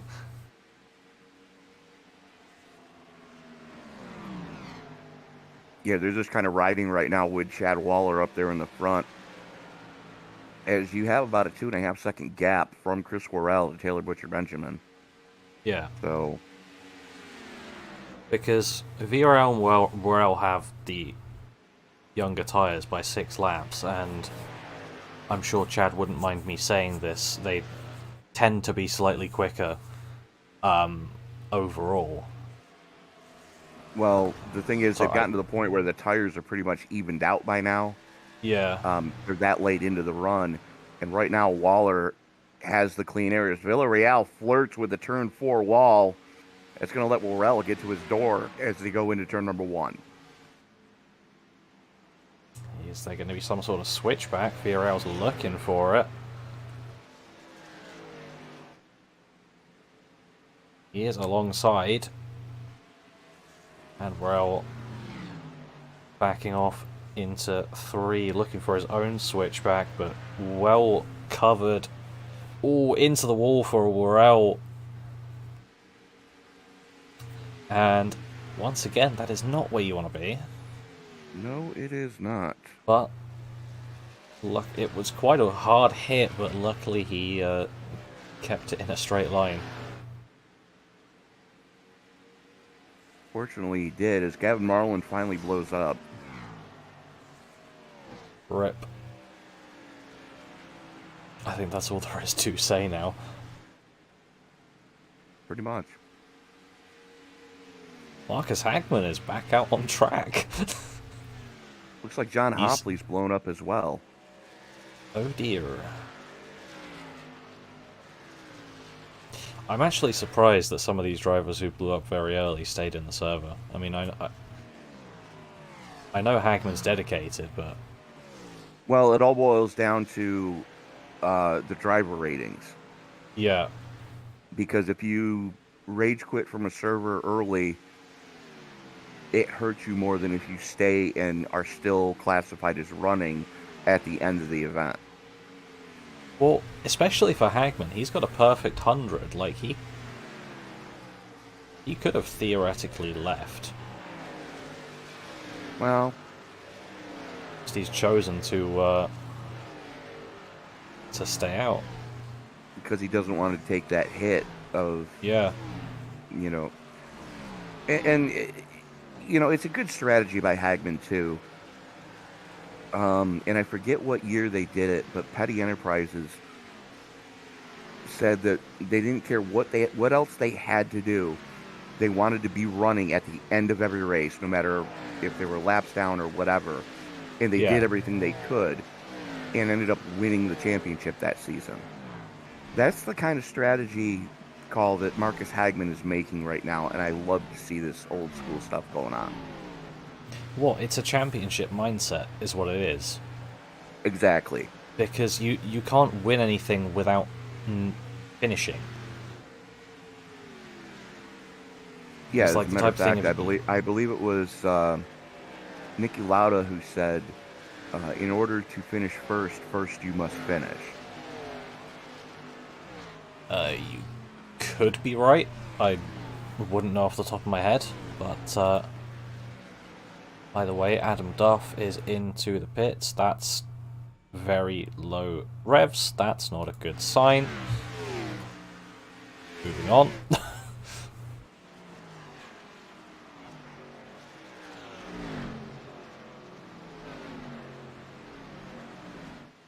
Joey Manis is into the pits as well. Hopefully that's a normal pit stop. Just waiting to see if he comes out. As He is we are out. still waiting on an answer for our trivia question, what NASCAR Country Music Hall of Famer and former member of the Grand Ole Opry used to race every Saturday night in the late model division at the Nashville Fairgrounds? And before anyone asks, no, it is not Kyle Petty. And I will happily say that those two that came into the pits have also come out of the pits. Yay! So, we're not seeing a load of people come in for a blown up engine. We're actually seeing them in the money stop. And I see Kobe is going for the brute force tactic.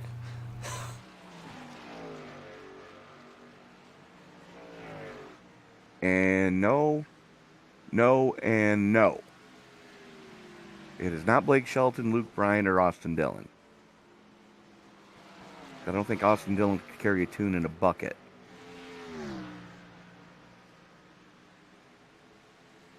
And as I said, Country Music Hall of Famer and former Grand Ole Opry member.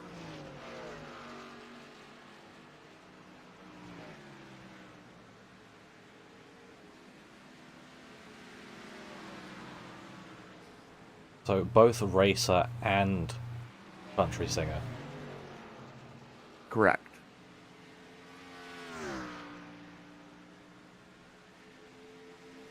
As Villarreal is into the pits now, so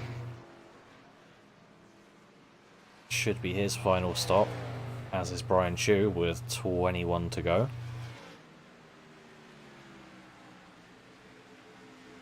Chris Worrell, the only other member of JGR that did not come down to pit yet. As Waller stays out as well. Waller bringing it pit side this time. Yep, absolutely, as is Taylor Butcher Benjamin. Worrell, last one from that little group to stay out. You can see the heavy damage on the right side of that 20.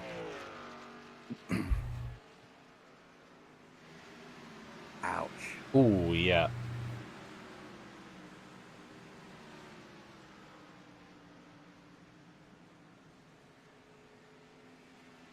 And no, Kobe, it was not Johnny Cash either. Johnny Cash, to my knowledge, never actually drove a race car. But you're in the right ballpark for time frame.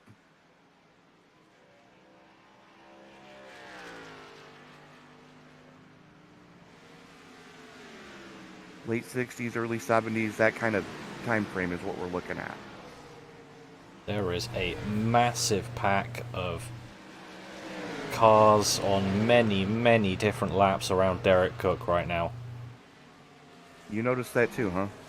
Everyone appears to be on this bit of track. They're 4 wide. I have no idea what's going on. Who is racing who? I just broke the armrest on my wheelchair. Oh dear.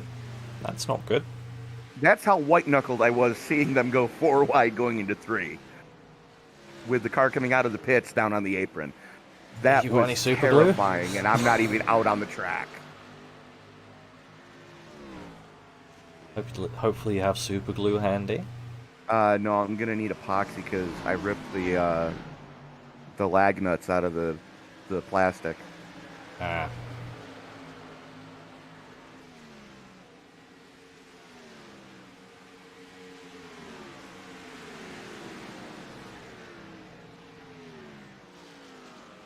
Only on broadcasts here do you get such dedication.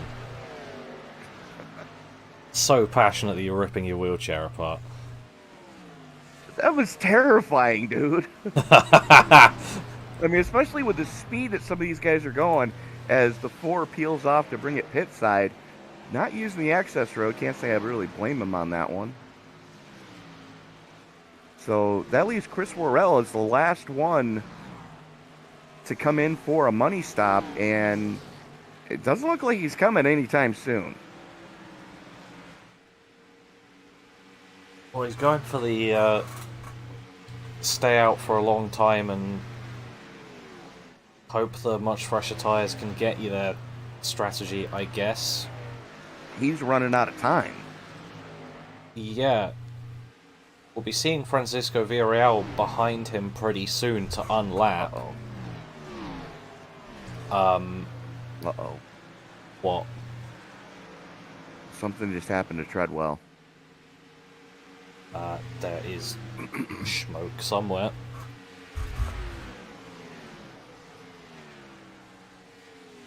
Treadwell is trying to get the car Boom goes the dynamite. in position. Oh. No, he's still running. Looks like he was trying to get it woed down to pit at the last second. And unfortunately, ended up in the grass. And then almost misses his pit box. Yeah, he's... No, there's no almost. He missed his pit box. Yeah, he's staying in for a little bit. He's coming out. He's coming out again. No boom. Yeah, no, the car's still running, so that's a good thing. Here we go. Chad Waller going for the last podium position against Adam J. Duff. And one of those answers is correct.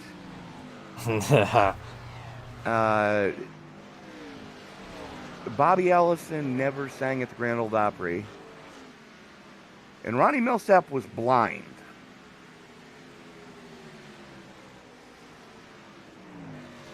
Well, if that isn't a clue, then I don't know what is, but here we go for third place. Chad Waller inside of Adam Duff.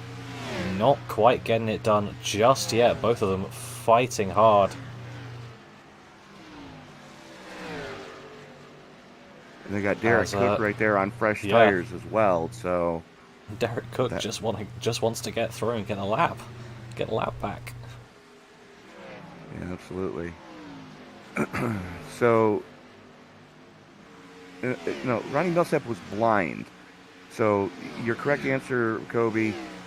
Marty Robbins drove the 777 late model at the Nashville Fairgrounds and used to get police escorts to get him to the Opry to make his set. As, yeah, it used to be a fun night, especially if he won. Oh, brother, there was some fun.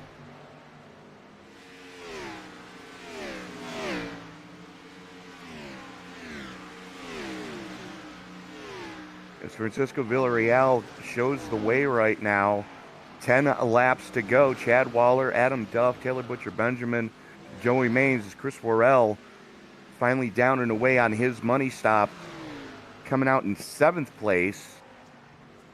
Yeah, I think he left that too long. Yeah, absolutely. Maybe he's going to have to caution. turn 10 consistent qualifying laps right now. Yeah, he's got Isaac Wilson behind him with the pace that's about to come out of that 20 car. I don't think what's behind him is going to be an issue. It's just how much free space is there in front of him. 4 seconds to the next car. I'm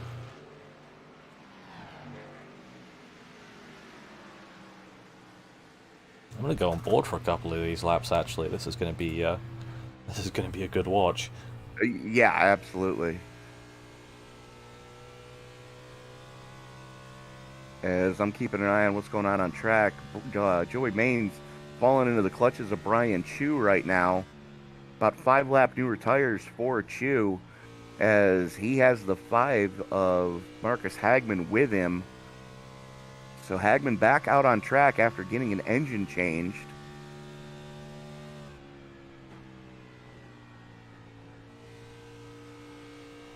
In fact, luckily, we saw that from the onboard of Chris Worrell. As what is this lap gonna be?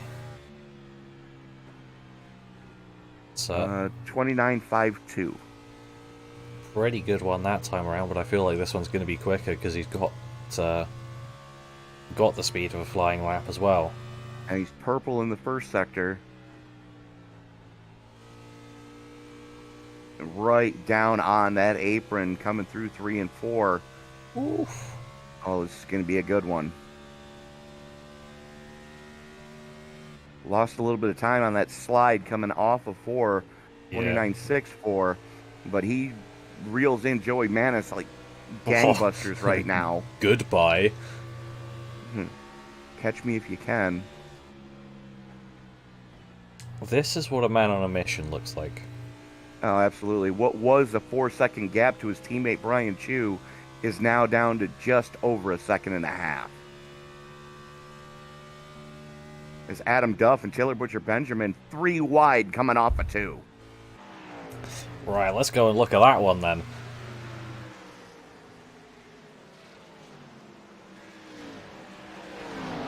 Boy, that sure is a pack behind those two. Well, they were 3 wide with the 96 of Colin Zimmer, and all it would have taken is somebody to just breathe wrong, and those cars would have been horribly wadded up. And they're still side by side. I mean, it's the battle for the last podium position. They know they get to talk to us at the end of it if they finish there. That's reason enough, surely. As we are on the Do It for Dale lap, 3 to go. Villarreal and Chad Waller are about 5 seconds, Ooh. it's 7 seconds up the road. This battle for third is just a slugfest right now. Get out the pitchforks and the axe handles as they come up on the lap car, the 41. He's going to stack up the 3 behind him.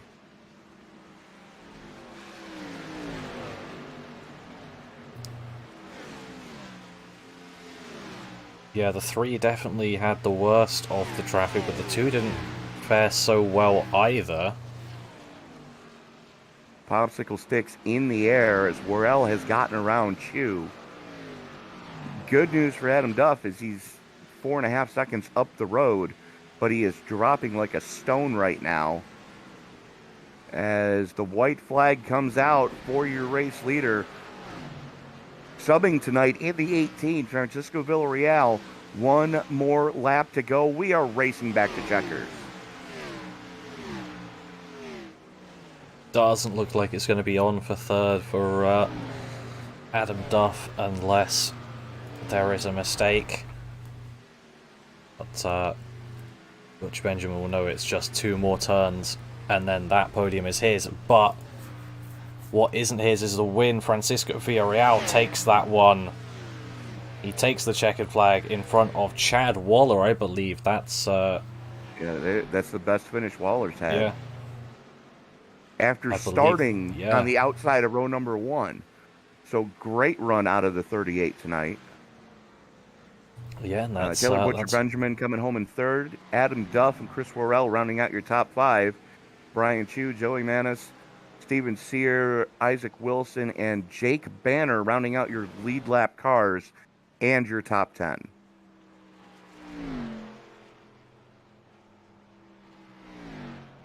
Yeah, exactly. Lead lap and top 10. So, yeah, pretty neat way to finish it off.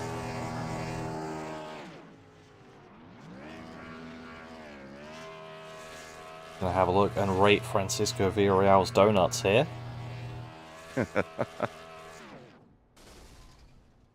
Oh, that didn't last long. Saw that one coming. Well, if there's a time to do that, that time is now. Oh, absolutely. Absolutely. And from the looks of it, we're only going to get a chance to talk to our race winner as we're reaching out to the driver subbing in the 18 tonight. Francisco Villarreal, welcome back. It's good to be back. Absolutely. As you know, all you guys from Joe Gibbs Racing tonight looked very strong from the drop of the green. Yeah, I mean, right in the practice, everybody was talking about the oil temp, water temp, and how cars were gonna blow up. I think there was like 10 cars in the practice session that blew up because of temps. So right off the bat, 10 cars in the race that did the same thing.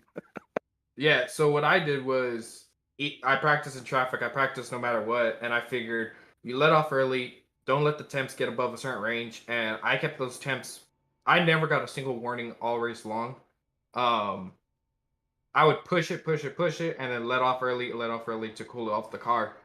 And it was working pretty good in traffic no matter where. So that's what I was doing during practice just to get ready for this race. Well, I mean, we haven't seen you on track in a little bit, but it looks like there's absolutely no rink rust as you climbed behind the wheel of the 18 and did a masterful job of, getting the points in that Toyota tonight. But talk us through just how beneficial clean air was. Clean air was beneficial to an extent. When you're behind a car, it was tighter, and I was noticing that when I was battling with the second place car. That's why I came in a lap earlier than him, because when you're able to get in front, the clean air you're able to drive the car exactly how you want to. Behind a car, you're just tight, almost drifting up into a wall. So that was the only difference. It was limited though, because since we were all being conservative to a certain extent, it wasn't too bad, but you could definitely still feel the effect. Well, Francisco, I'm not sure if you're going to be in the car next week as we go to Richmond, but your thoughts going into that night race next week? Oh, Richmond's the interesting track. You gotta definitely one of those tracks where you gotta practice a little bit, because if not, you go in there and you're gonna try and hit the brakes, and that car it gets a little loose on entry if you hit the brakes at the wrong time or a little too hard. So one of those tracks you have to practice, get the line down, and then go for speed after that. Absolutely. Well, Francisco, again, congratulations on winning here at Nashville. Who do you need to thank before we let you go celebrate with the rest of your team? Shout out to JTR for letting me sub in this week. Shout out to the league. Uh, Shout out to Rhea for letting me also sub. I know it's been quite a while. Shout out to my gaming org, St. Louis Leviathans, and TMJ Esports, as well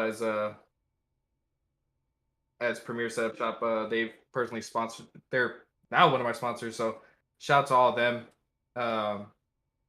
And yeah, it was a fun night. All right, Francisco Villarreal, congratulations on the victory. We'll see you hopefully next week at Richmond. Hopefully. And Jason, I believe you've got the driver of the 38 with you right now. Yeah, Chad Waller, congratulations. Second place. I believe your best finish in the Cup Series, at least this season. Yes. Talk us through. Just after practice was kind of concerned about the motor blowing up, so kind of took it easy. I'm not the greatest on fresh tires, so longer we run, I was more consistent. So just everything played out. A couple wrecks there, and put some people towards the back that usually run good. So take it. Yeah, it was definitely about staying out of trouble and most importantly keeping those oil temps down. How much did you have to work towards keeping those temperatures down today? Just like the first six to 8 laps on my runs. Like I said, I don't drive super hard on fresh tires, so I was spotter a couple times told me that it was getting hot there. There at the end when I was trying to run down FJ, it was getting pretty warm, so I just kind of let it go there for a couple laps and it come down. So the lap time slow up and the car cooled off, so it was okay. Yeah, and looking forward to next week, we go to Richmond. What are your thoughts going into there? Probably survival. I'm not very good there at all, so it'll be a long race. Yeah, fair enough. And before we let you go, is there anyone you'd like to thank? Just Rhea for all she does, and all the guys that put this on. Pretty cool deal. Cool. Well, thank you very much, and we look forward to seeing you next week at Richmond. Yes, sir. Thank you. So that was our second place finisher. And joining us now, driver of the Deuce, subbing in tonight, Taylor Butcher Benjamin. Welcome back. Yeah, I appreciate you guys. That was a little bit more of a eventful race than I would have liked. Had that a couple issues off turn 4, but luckily was able to just keep the car in decent shape. And I know a lot of people were having motor problems with the oil getting too high, so I was just trying my best the whole race to manage that. And I mean, really, the only warning I got was when I was racing Adam for third and amongst a bunch of lap traffic. But other than that, I didn't really have any problems. So good day for the Team Penske number 2 Ford. Absolutely. But, Taylor, tell us what went through your mind with about, I think it was 7 to go. You were in a 3-wide situation, and you heard your spotter say 3 wide, you're the meat, as you were both working your way around the 96 of Colin Zimmer. And that was a tough deal because I don't know if Adam pitted earlier than me and his tires were older, but I was definitely catching them. And he just happened to be catching the lap traffic just as quickly as I was catching him. So we were all kind of funneled together, and luckily we were able to not touch each other going through the 3 wide and turn 2. But yeah, it was a tense moment for sure. Absolutely, but coming home with a podium finish in your return race, awesome run tonight out of the two. Do you know if you're going to be back yet for next week as the series heads to Richmond?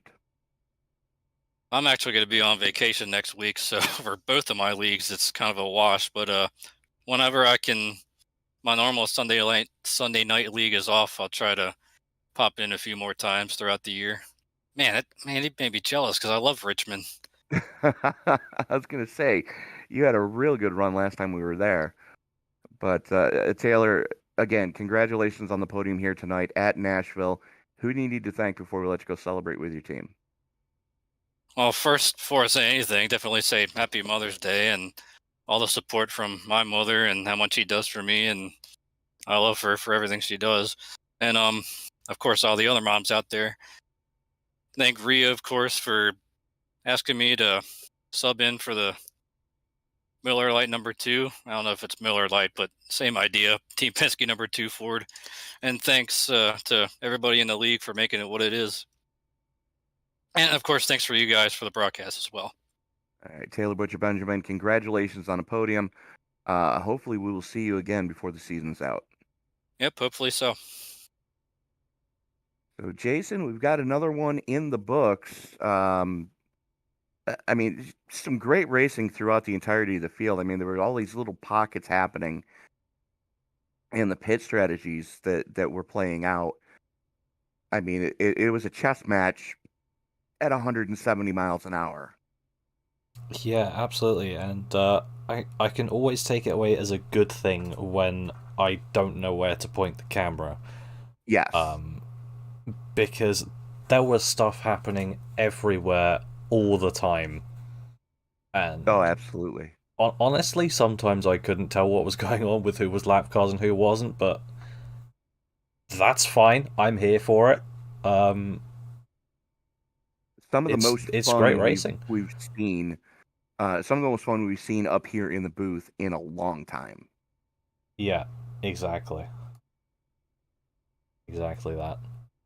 But before we round off, shall we take a quick look at the results? Yes, sir. So we have Francisco Villarreal, Chad Waller, and Taylor Butcher Benjamin on the podium, as we saw. Adam Duff just missing out by 0.7 of a second, and Chris Worrell rounding out the top 5. And we've got Brian Chu, Joey Manners, Stephen Seart, Isaac Wilson, and Jake Banner rounding out the top 10, and your lead lap. Robert Rowe coming home in 11th. First car, one or more laps down. Derek Cook, John Hopley, Eugene Thorne, and Jeff Weimer rounding out your top 15. Then we get Johnny Castle, Mike Iskandar, Casey Tomlinson, J.B. Banner, and Rhea Ferris rounding out your top 20. 21st through 25th goes to Brian Treadwell, Colin Zimmer, Jalen Battle, Bob Wyckoff, and Marcus Hagman. Yep, and we got Gavin Marlin, 26th, Toby Stanley, 27th, 28th to Clarence Prince, 29th to Charles Roberson, 30th Emily Urias, 31st Linus Broster, 32nd Austin Cook, 33rd Gene Duda, 34th Damien Mulvey, 35th Skylar Carnes, and Jason Ricketts did not start. So, unfortunately, a lot of names that we normally see at the top, at the bottom. But that's sort of how it was today with the engines. Yeah, absolutely. I dare say that they're going to look more closely at any setup that gets shared for the upcoming races. But speaking of upcoming races, we've got quite a few coming up here. As we've got the Davis Brothers Roofing Sunday Night NASCAR getting ready to roll off at 10:15 Eastern Time tonight. Fired Up Esports is going to be rolling off at 10:20 Eastern, 8:20 Eastern tonight. And then Monday night we have. Why did my screen just go blank? Oh crap!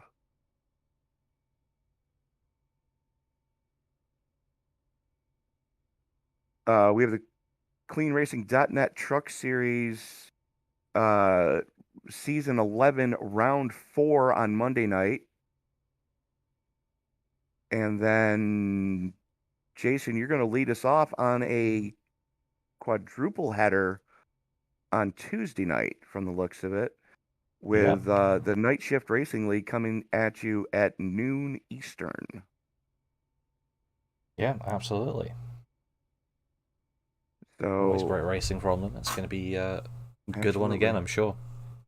And again, if you like the action that you're seeing on the track, especially here tonight in Sunday Night NASCAR, or sorry, the iSNF Cup Series, sorry, wrong league, iSNF Cup Series, looking for sponsors. So if you want to get involved as a series sponsor, reach out to Rhea Ferris, and she can get you hooked up with.